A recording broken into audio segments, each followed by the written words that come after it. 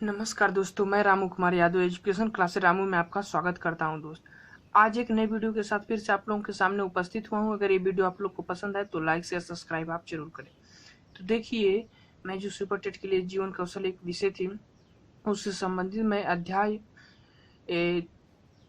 तीसरा जो शिक्षक की भूमिका थी उसको मैं पढ़ा रहा था, और उसमें से मैं जो प्रश्नों की सीरीज चला रहा था उसका पार्ट 3 लेकर आया हूं आज। तो चलिए हम अपने प्रश्नों की सीरीज की बात करते हैं। देखिए, पहला प्रश्न क्या है?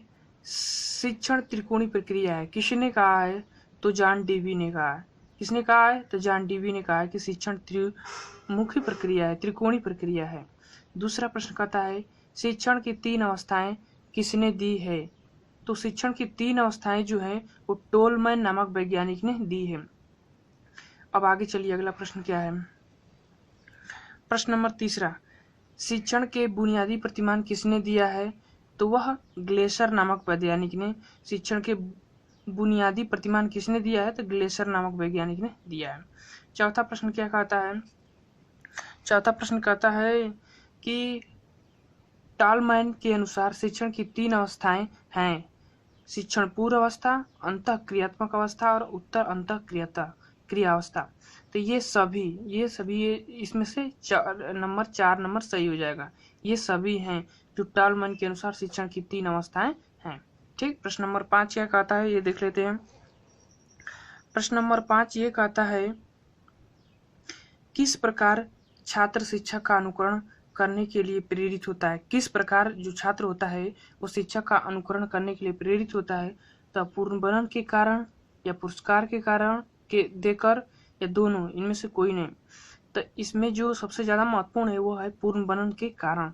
तो छात्र पूर्ववलन के कारण अध्यापक का शिक्षक का अनुकरण करता है।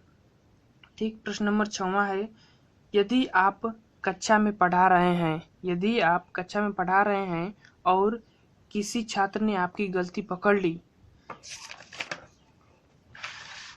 यदि आप कक्षा में पढ़ा रहे हैं और छात्र ने आपकी गलती पकड़ ली, तो इस स्थिति में आप क्या करेंगे?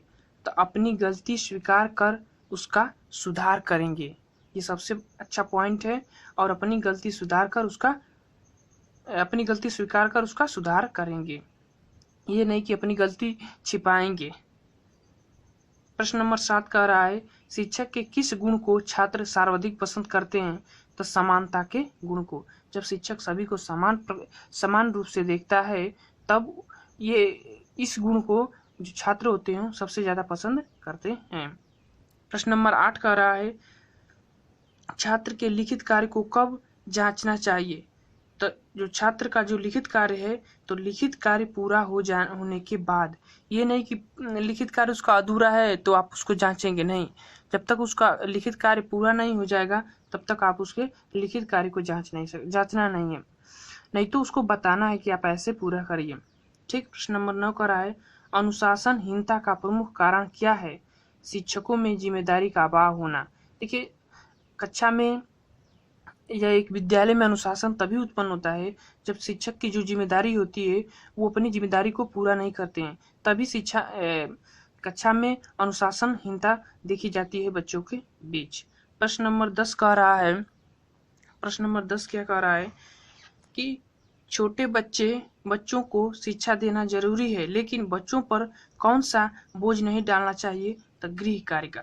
देखिए, छोटे बच्चों को तो शिक्षा देना जरूरी है, लेकिन बच्चों पर बोझ नहीं डालना। किस चीज का? तो गृह कार्य का। ठीक। और प्रश्न नंबर 11 क्या कह रहा है वो देख लीजिए। प्रश्न नंबर 11 है, जब छात्र उन्नति करते हैं तो उनका अध्यापक कैसा महसूस करता है? तो आत्मसंतोष का। इसका मतलब ये हुआ कि जब अध्यापक छात्र को किसी चीज में बताता है या उसको, मतलब ये होता है कि उसको उसके बारे में समझाता है, और जब छात्र उसमें निपुण हो जाते हैं तो वह एक प्रकार के अध्यापक में संतोष का भावना उत्पन्न हो जाती है कि चलो, मैंने जो बच्चों को बढ़ाया कम से कम उसमें तो वो सफल हो गए हैं। तो इस तरह अध्यापक को आत्मसंतोष महसूस होता है। ठीक। तो ये 11 क्वेश्चन थे। और इसके बाद ये प्रश्नों की सीरीज खत्म हो जाएगी। अब उसके बाद अगला अध्याय जो होगा वो हम लेकर आएंगे। और ये वीडियो पसंद आए आप लोगों को तो लाइक शेयर सब्सक्राइब आप जरूर करें। तो चलिए, थैंक यू दोस्त।